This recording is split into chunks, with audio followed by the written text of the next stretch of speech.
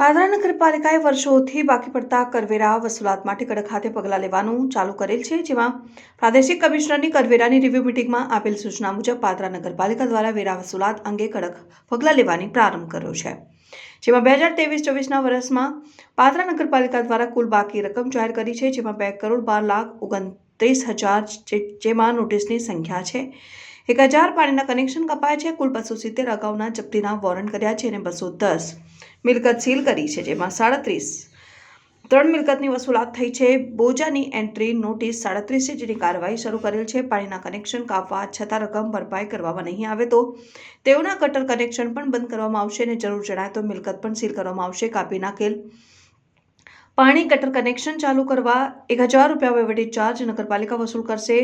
Seal કરેલ મિલકતમાં બાકીદારોની યાદી સમાચાર પત્રોમાં અને જાહેર નોટિસ બોર્ડ ઉપર પણ પ્રસિદ્ધ કરવામાં આવશે અને અનેક બાકીદારોના મકાનો, દુકાનો વગેરેની સીલ મારી દેવાની પ્રક્રિયા હાથ ધરાઈ છે।